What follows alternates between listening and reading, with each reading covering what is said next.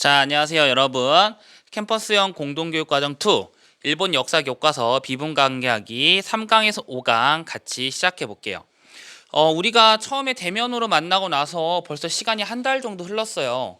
한 달이 흘렀는데 수업이 또 온라인으로 진행이 되다 보니까 저하고 여러분들이 얼굴을 마주하고 또 수업할 일이 없어서 선생님 좀 개인적으로 되게 좀 아쉽다는 생각을 많이 해요. 좀 많이 아쉽긴 하지만 그래도 일단 열심히 듣고 우리가 12월 초에 보게 됐죠? 그죠? 12월 초에 아마 다시 보게 될 거예요. 11월 중순인가요?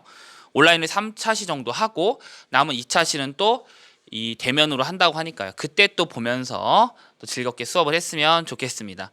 자, 그래서 오늘 3강에서 5강은 청일전쟁, 러일전쟁, 그리고 국권피탈로 이루어져 있는데요. 내용 한번 살펴보면서 한일 역사 인식이 어떤 차이를 가지고 있는지 살펴보도록 할게요. 수업을 본격 들어가기 전에 안내사항 하나 있어요. 여러분들이 과제 제출을 하셔야 되는데 온라인 클래스를 한번 들어가 보시면 제가 과제 제출하는 게시판을 학생들 이름으로 만들어 놨습니다. 뭐 A 뭐 세종고 누구 이런 식으로 이름으로 만들어 놨거든요. 여러분들 과제는 자기의 이름이 적혀 있는 게시판에다가 제출을 해 주셔야 됩니다. 그렇게 해 주셔야 되고요. 그리고 또 중요한 거는 과제 제출해 줄 때는 PDF 파일을 그대로 올리는 게 아니고요. 과제 제출 게시판에다가 직접 글을 써 주세요. 직접 글을 써주시는 형태로 제출을 해주셔야 됩니다. 그렇게 하지 않으면 선생님이 내용을 평가하기가 되게 어려워요.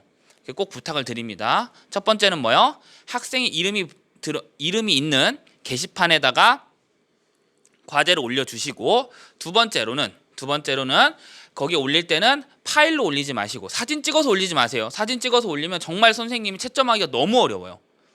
그러니까 그거를 직접 워드로 쳐서 올려주시면 감사드리겠습니다. 게시판에 올려주시면 되고요. 게시판에 직접 올리는 형태면 실제 업로드할 때 그렇게 시간이 오래 걸리지 않으니까 여러분들께도 큰 부담은 없을 것 같아요. 한번 꼭 과제 제출할 때 이번에 확인해 볼 테니까 잘 올려주시기 바랍니다. 그리고 영상을 다 들었다 하더라도 과제를 제출하지 않으면 출결 인정이 안 되니까 과제를 꼭 올려주셔야 됩니다. 네, 그러면 한번 수업 시작해 보도록 할게요. 네, 먼저 이제 3강 내용입니다. 자, 3강 내용. 잠시만요.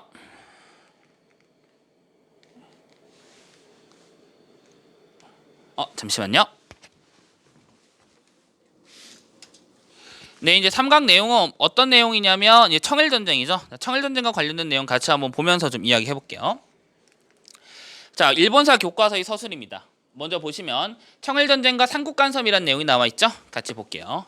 텐진조약 체결 후 조선에 대한 영향력 확대를 노린 일본 정부는 군사력의 증강에 힘쓰는 동시에 청나라의 군사력을 배경으로 일본의 경제 진출에 저항하는 조선 정부와의 대립을 강화했다라고 되어 있습니다. 자, 이 내용을 좀 자세하게 볼게요. 지금 잠시 이거 포인터가 좀 고장이 나가지고 잠시만요.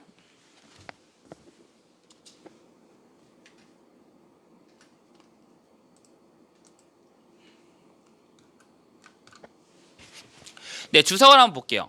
이보다 먼저 육군은 1878년 참방본부를 신설해 통수부를 강화하고 1882년에는 군인 직유를 발표해 대원수인 일본 왕에 대한 충절을 강조하고 군인의 정치 관여를 막았다. 그 사이 1888년 육군 편제가 국내 치안 대책에 주안점을 둔 종래 지방군에서 사단으로 변경하는 등 대외 전쟁을 목표로 군사력을 확충해 갔다라고 되어 있습니다. 네. 지금 여기 전반적인 내용들이 이렇게 쭉 나오고 있는데요. 결국 이 내용들은 뭐냐면 일본은 이미 1880년대부터 침략 전쟁을 준비하고 있었다. 근데 그 목표가 청나라로 설정이 됐다라는 얘기죠. 그다음 2번을 보시면 마찬가지입니다. 이 방공령과 관련된 내용들이 쭉 나옵니다. 방공령은 여러분들이 한국사에서 이미 많이 배우신 내용이기 때문에 넘어가 보도록 할게요.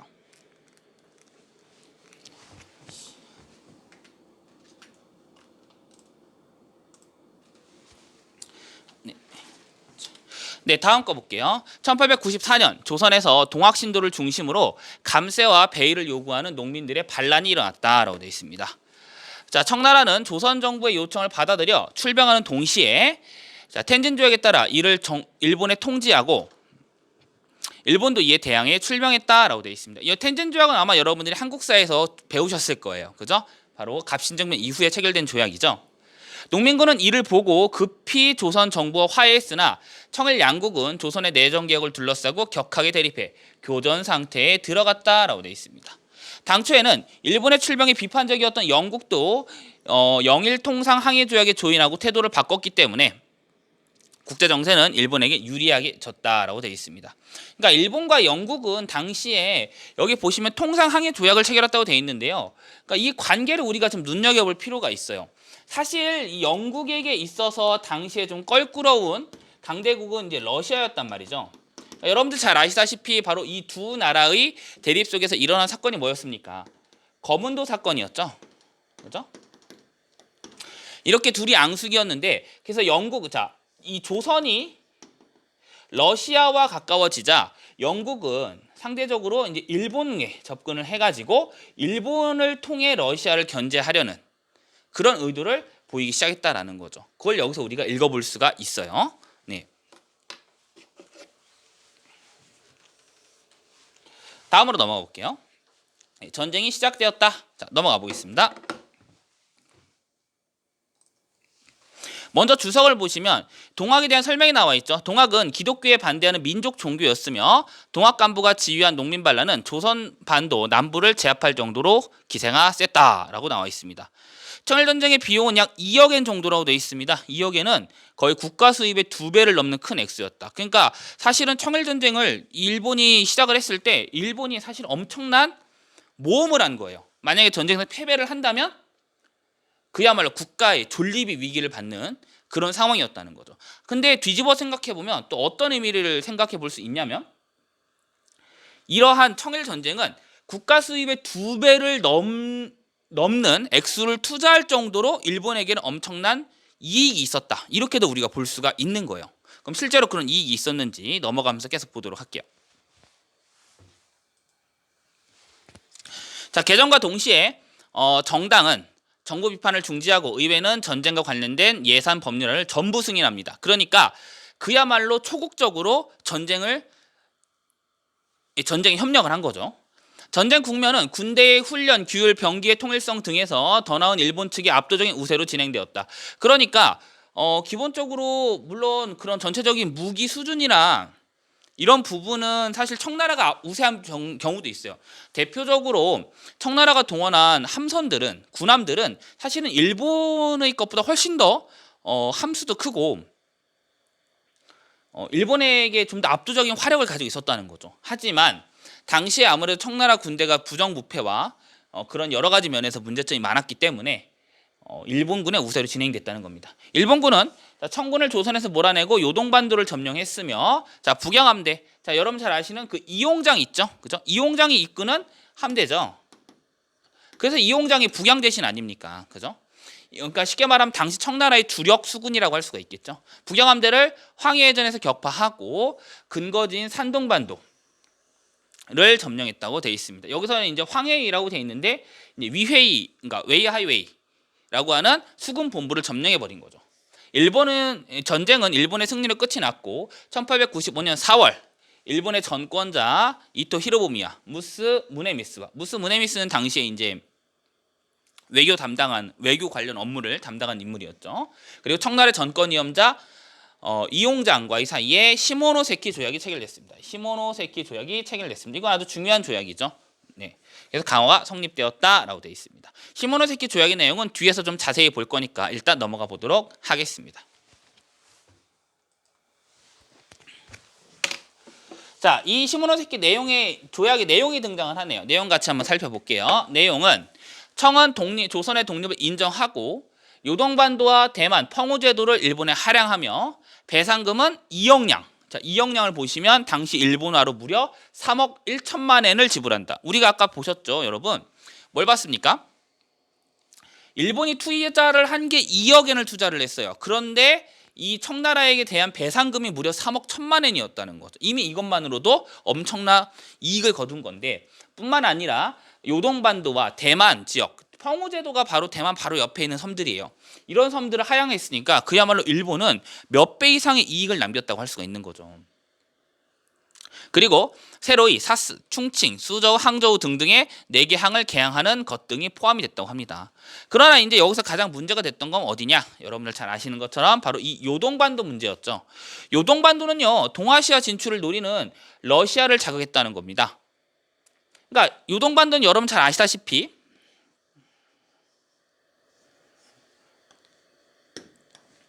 이렇게 돼 있잖아요. 그죠? 그러니까 요동반도를 차지한다는 것은 무슨 의미냐? 바로 조선과 당시에 있는 조선과 이 청나라를 모두 제압할 수 있는 아주 핵심 거점이라는 거예요. 여기를 일본이 청일전쟁 한 번에 이기고서 낼름 먹었으니 당시에 남하 정책을 실시하던 남하 정책을 추진하던 러시아 입장에서는 매우 황당하고 화가 날 수밖에 없다는 거죠. 그래가지고 결국 프랑스, 독일을 꿰어서 요동반도의 반환을 요구합니다. 이것이 바로 삼국 간섭이죠. 네.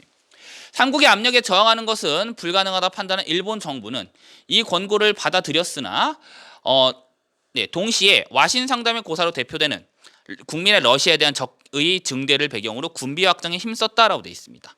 그러니까 청일전쟁을 승리로 끝내면 무조건 이제 우리 일본한테는 이제 행복한 일만 남았다 이렇게 생각을 했는데 죄송합니다.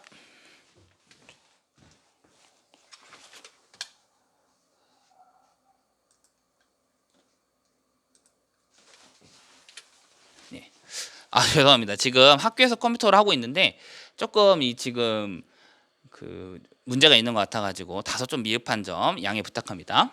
네. 다시 이어서 볼게요.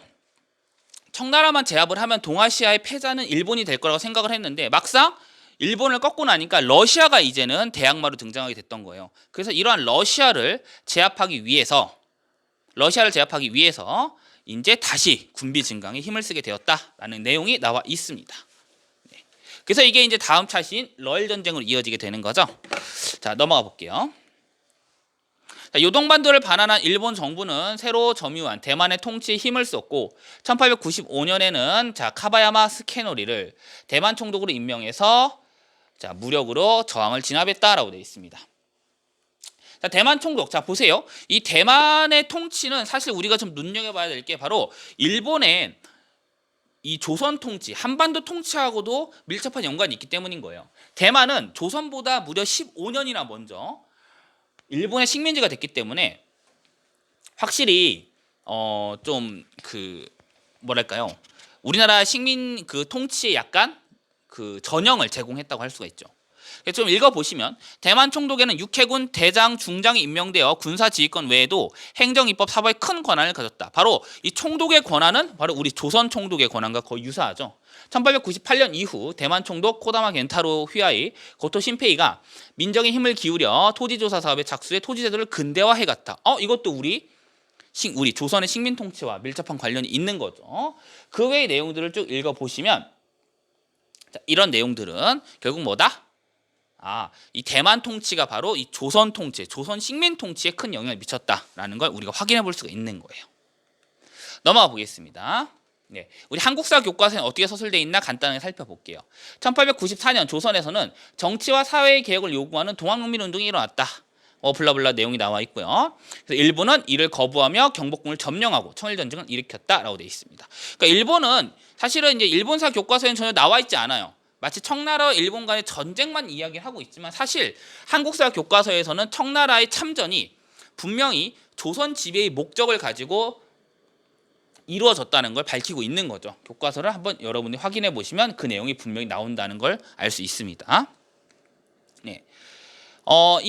여기 나와 있는 텐진 조약은 우리가 이제 설명이 나와 있는 거죠. 갑신정변 이후 체결된 조약인데요. 양국 군대를 조선에 철수하되 한쪽이 군대를 파병할 땐 다른 쪽에서도 통보한다는 내용 자체가 같이 파병할 수 있다는 내용이죠. 이게 청일전쟁의 주요 전적지입니다. 아까 봤던 이 북양함대의 수군 기지가 있었던 게 여기 보이시나요? 웨이하이웨이 보이시죠? 여기가 바로 수군 기지였다라는 거죠. 이거 바로 앞바다에서 황해전이 벌어졌던 거고요. 예. 근데 이 청나라와 일본이 벌인 전쟁인데 주 전장이 사실 조선이었다는 점에서 우리 조선 정부 당시에 이제 고종 황제가 이끄는 조선 정부는 큰 비극을 당할 수밖에 없었다는 거죠. 전쟁에서 승리한 일본은 청나라와 시모노세키 조약을 체결했습니다. 그래서 이 내용들은 아까 나왔던 부분하고 크게 다르지는 않습니다. 네. 자, 그러면 옆에는 이제 다음 페이지 넘어가서 우리 문제 한번 같이 풀어볼게요. 생각 한 숟갈, 고민 한 방울입니다. 밑줄 친 기역, 니은, 디귿, 리을의 서술은 조선에 일어난 여러 사건들에 대한 조선에 일어난 사건에 대해서 어떤 명칭을 사용하고 있나요? 그 이유가 무엇인가요? 한번 찾아보시죠. 기역이 뭡니까? 자, 갑오농민 전쟁, 동학농민 운동을 얘기하고 있는 거죠. 근데 동학의 난이란 표현을 쓰고 있고요. 네. 그 다음에 자, 니은 같은 경우 청일 전쟁이겠네요. 디귿은 뭘까요? 여기서 이제 기역과 리을만 비교하면 되니까요.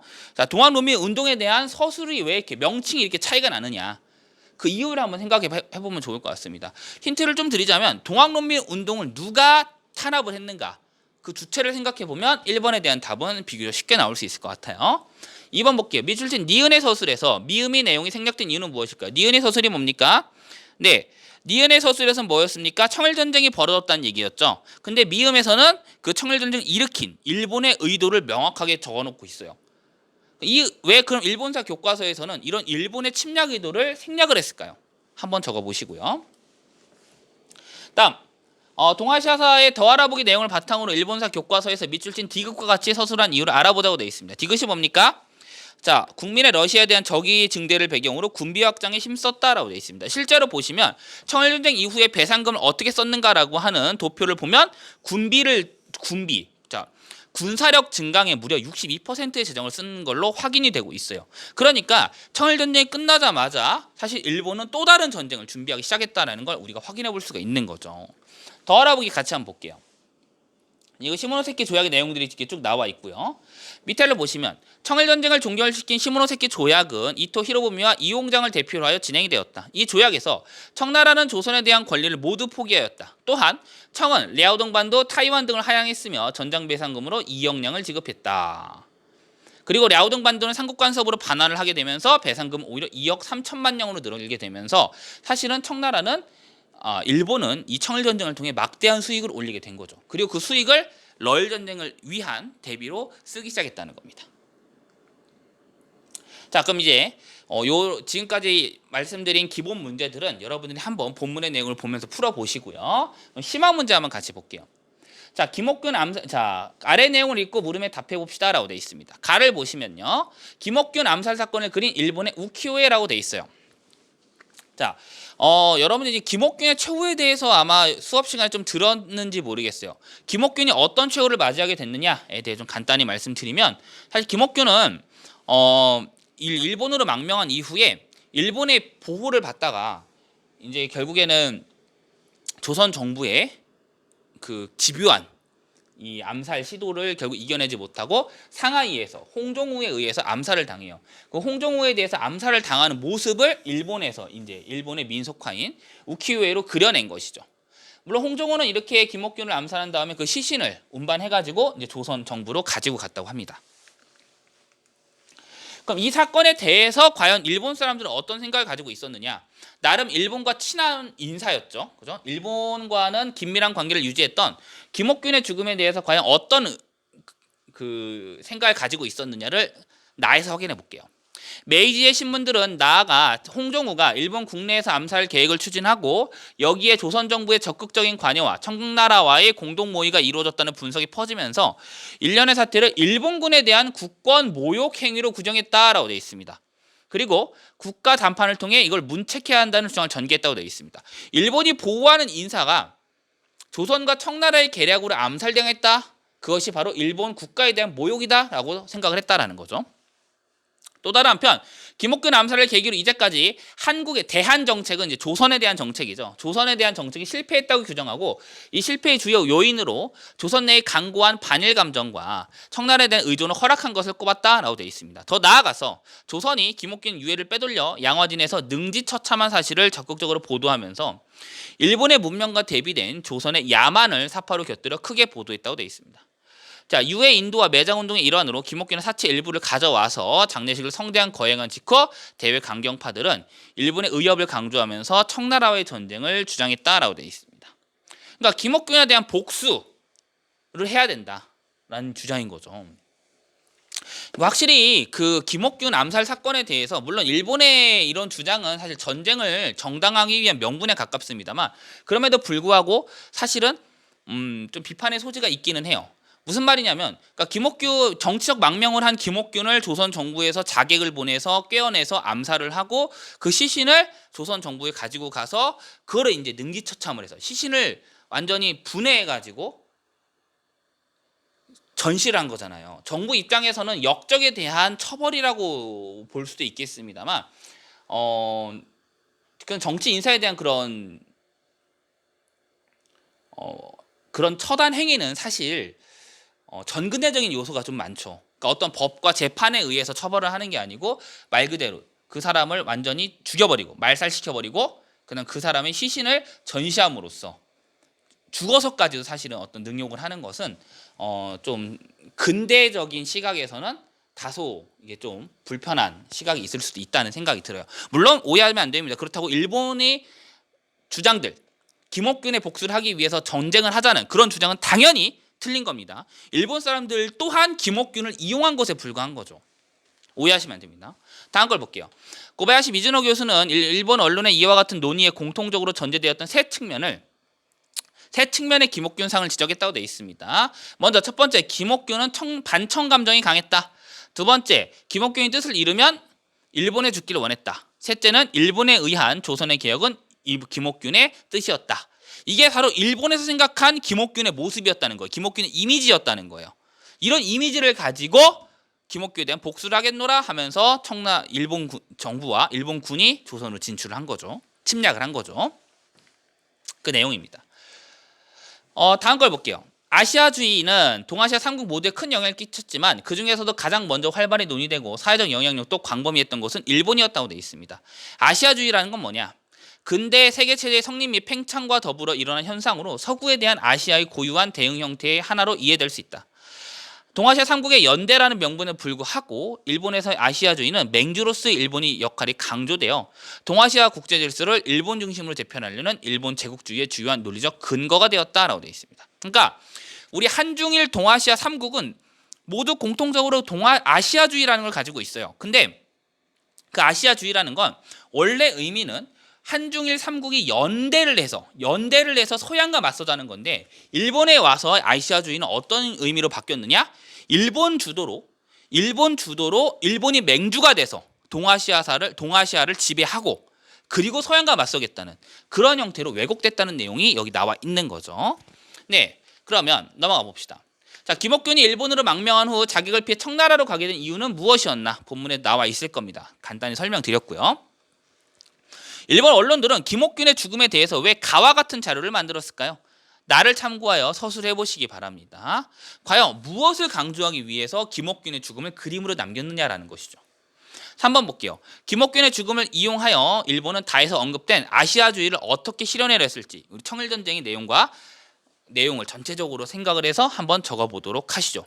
김옥균의 죽음을 이용해서 일본은 아시아에서 자신들을 어떤 위치로 올려놓고자 했는지 바로 그 내용을 살펴보시는 거죠. 네, 그래서 강의 전체적인 시간은 조금 짧지만 이 내용들을 여러분들이 충분히 음미하고서 살펴보시면 될 것 같습니다. 알겠죠? 자, 수고하셨고요. 자, 4강에서 이어서 보도록 하겠습니다. 고생 많았습니다. 감사합니다.